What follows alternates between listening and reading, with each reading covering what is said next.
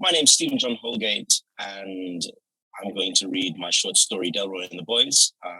This story came out of a meeting I had with one of the musicians in the Jolly Boys, a guy called Powder. We got talking after one of his shows in London, and we found out we had people in common, even though he was much older than me. I got talking to him. It was really interesting because we're from the same small town in Jamaica. And I was remembering that during lockdown, and I started writing this story because it's about for me, it's about the compromises you have to make in order to get your art out there. Okay. So this is Delroy and the Boys. Boy, I laugh so till. Was supposed to just be a little show up at the hotel. Nothing too serious. Cultural thing. Me, Bongo Barry, Tony, and Earl. Wasn't any problem for me. My work down at the factory finished 4 o'clock sharp. That gave me enough time to go home, iron shirt and pants, and pick up my guitar. Bongo don't care either because I'm just going to ride up the hill to the hotel with the old motorbike he used to go beach and selling merchandise. Rumba box, tie up on the back.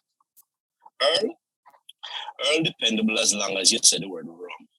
But Tony always in some kind of trouble, usually with a married woman or two. So the first thing is to find him. I finished at the factory and cycled down to the house, set myself up, and gone again to Tony's house. I figure it worth a shot. Sometimes him surprise me. And worst come to the very worst, we put Earl on banjo and don't use no maracas tonight. The hotel boss is a man named Hutchinson. And him rather you turn up and do a bad show than no show. You must pay quick and give regular work. And in these hard times, you can't overlook that. He must have a piece of wife there. Father God, pure headache. Morning, noon, and twice a night time. Headache. Rumor was having it that Tony did have thing with her one time. But she make it out of board house and into big house. And although she reach up, she keep looking down and no man with black skin safe. Some people only looking away and never looking around. When I reach out by Tony, his mother sitting on the veranda singing Give Me Oil in My Lamp, really sweet. I surprised that bird and beast not congregating around like in one of them cartoon movies because it's the nicest sound I hear all day. I don't know why Tony sound like S90 engine not going to come out anytime soon. I mean, he in tune, but it's not a smooth sound that this man produce.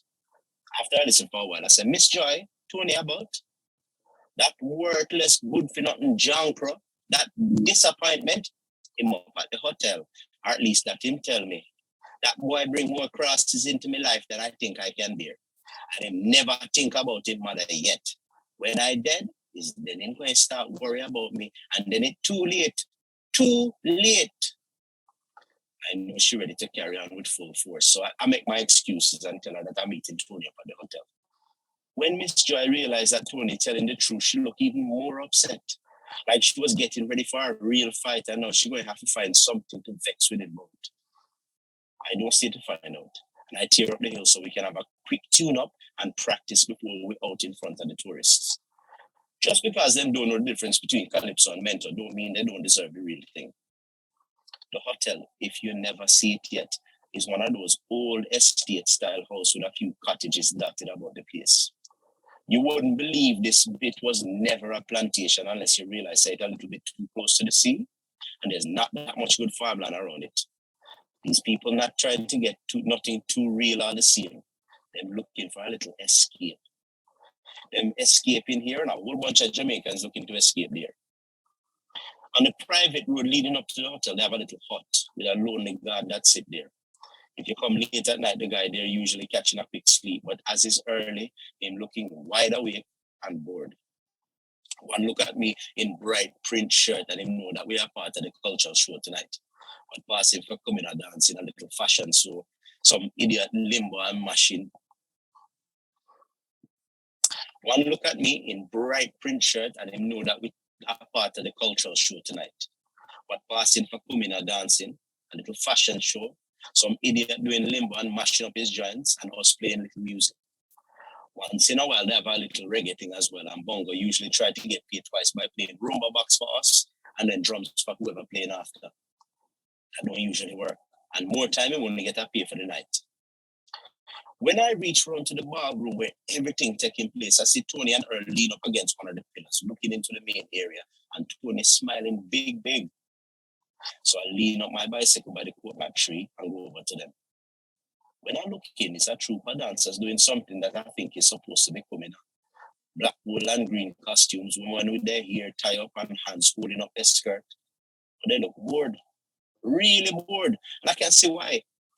The musician, them just going through the paces. No liveliness on the drums at all, at all. Like the drums themselves drink a white rum and done for the night. When I look over on the musicians, I see Bonga there betwixt everybody looking foolish. Him trying to double pay thing. And it might even work if Hutchinson feel in a good mood. As I look at Bonga, I notice sweat peeling down his forehead. I mean, the man looked like him just come out of a river. Head, nose, chin, even the shirt looked like him been walking through deep water. And him eyes bouncing up and down and looking every damn way. Hope him don't smoke too much ganja before tonight, because I can't have a sounding like this mausoleum music, this dead house disco. No, boss. Now this time, I hear Earl with one piece of belly laugh and Tony looking grey. Tony scratching him head like him have chigger and bouncing up and down. With Tony is always something, so I don't even bother myself because we have to sort out what songs we're doing. So we peel down the gazebo they have on the other side of the lawn to at least tune up and make some decisions. Whatever going on with Bongo, you know all the songs and he's probably the best musician, so I don't have any worry about him being able to fit in. We start up with a few of the classics, Iron Bar, Rukumbine, and Solar's Market. In the end, we make a decision that really is slackness and liveliness that the tourists them want. So we plan to do Big Bamboo, Talking Parrot, Deo, because for some reason it's the onlyest one that the tourists them seem to know, and finish with Shaving Cream. While we're working through Rukumbine, this white man sidled up next to Tony, nodding his head and bouncing up and down like him have some kind of foot problem. You fellas sound all right. I mean, I really like your whole vibe, the whole island thing. You want a cigarette?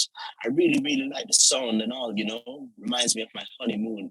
My wife passed on a couple of years ago, but we stayed at a little place out in Ocho Rios and then a group that sang that song and we just loved it, And you fellas sound so good. I just wonder if you know any Jim Reeves. My Celia used to love Jim Reeves and these guys in Ocho Rios played a couple of Jim Reeves songs and we danced to them. I'd really appreciate it if you fellas could play one of his songs. I mean, if you know any, This man clearly under more than two, but he friendly on backside and handing out cigarettes like candy. Even 1 foot Trevor passed by and get one. Me and the boys don't know he'll have to go. Personally, I prefer Conway Twitty and Hank Williams, but that's another matter. Well, when we said we're going to play a Jim Reeves, the man start ball and shake and handing out more cigarette and putting money in everybody's hand. 1 foot Trevor passed by again and get a $500 even though he don't have no music in him soon. Next thing, Bongo run over to us and start with how you need to leave and go home and how them going murder him. Well, we don't take this white man money and just because Hutchinson pay him don't mean the rest of us can go back home with only with 2 long hands. So I give it to him and call him every name I know from Ginal to Jankro. And still, Bongo sweating, heavy sweat like raindrops dropping off the end of his nose. Look, Star, it's Hutchinson. He's not going to pay me. Lucky if I escape with all of my bone intact. Jano start, look, it's me and Claudette, Miss Hutchinson. I was dealing with the thing and then she find out that I was also dealing with her sister Marcia.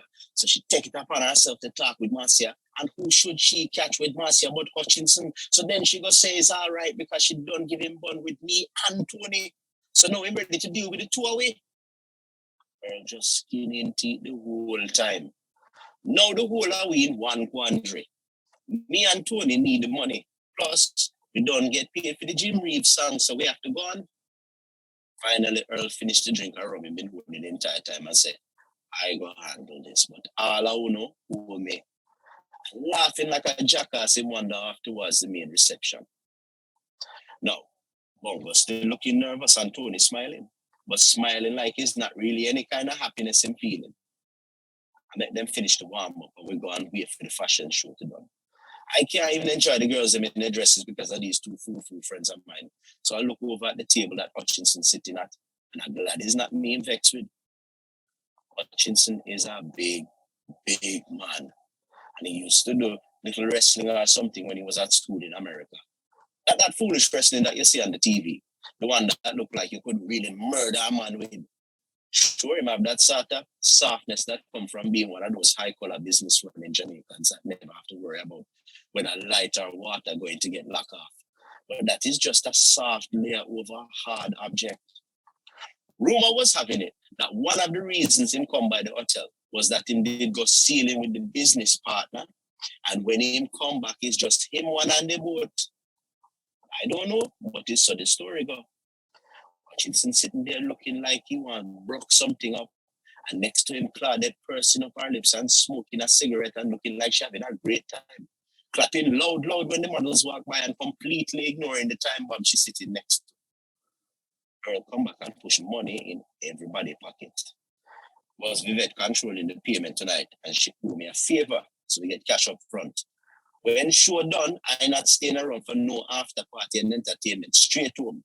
My domino partner, Derek, have space in his car for me, and I leave him straight afterwards. Delroy, you have your bicycle? I nod. Well, keep it close by. One or two have to find a way out. We do more than enough for you. And with that, Earl smiling again, like what about to happen is no problem. Oh, by the way, we have to do that Jim Reeves song. You know the one where him call up the woman and tell her she must left her man? Yes, boy. Glad me name Earl and not Tony or Barry. With this Earl popping big laugh and rubbing him head. Well now, when the fashion show done and they come to the other cultural part of the evening, we take up our position in the middle of the room.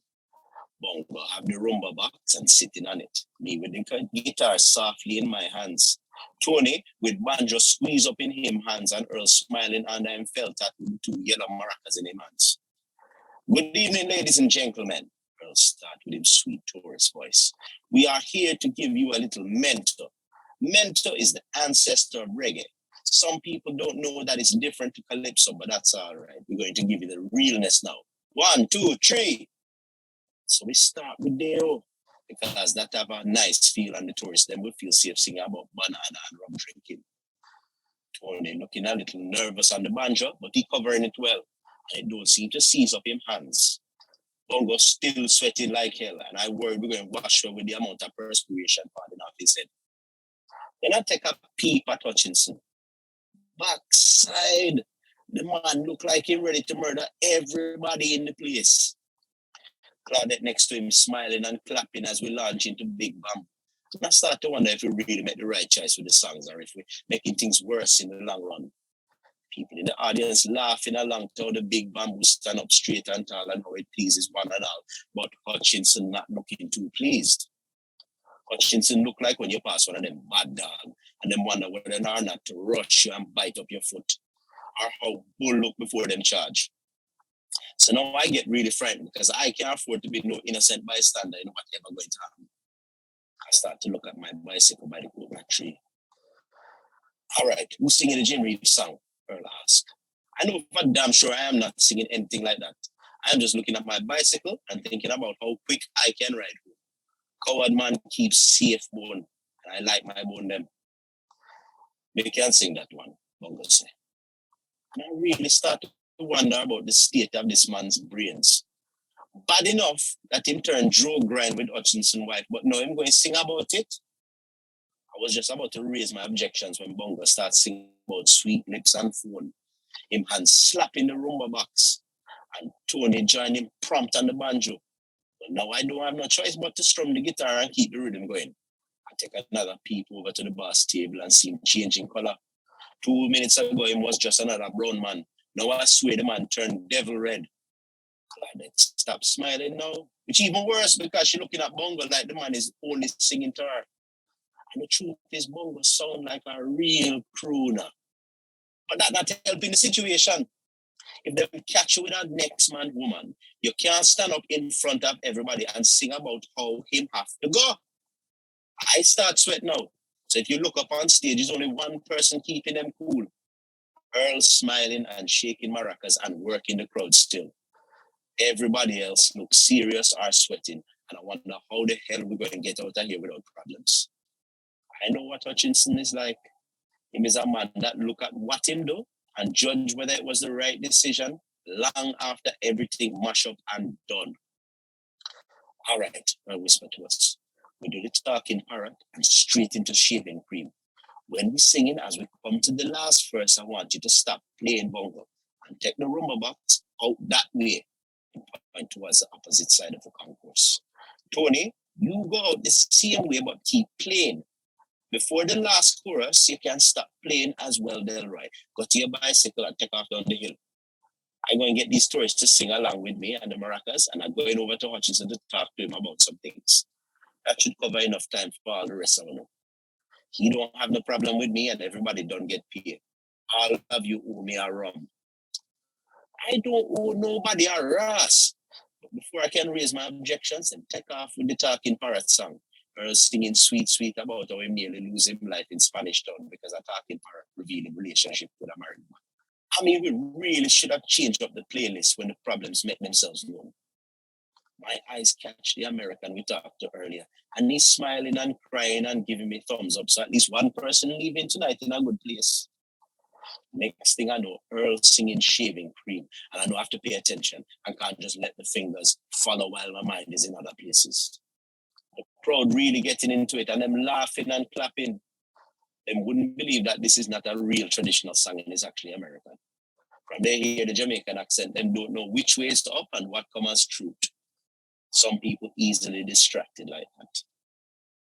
Before I realized, Bongo and Tony peel off and tried to walk like it's part of the performance. Only the trail of sweat from Bongo Big Head is a giveaway. Earl reaching the end of the song, I start tiptoeing my way to the bicycle. I'm moving slow. I want to move a little faster, but I take my time and swing the guitar across my back and get ready to take off. I hear Earl and the whole crowd singing Shaving Cream. I can hear the happiness them feeling, and for a second, I feel really good, as if despite the stress and foolishness, something beautiful happened tonight. And before the feeling can go, I jump on the bicycle seat and scatter down the hillside.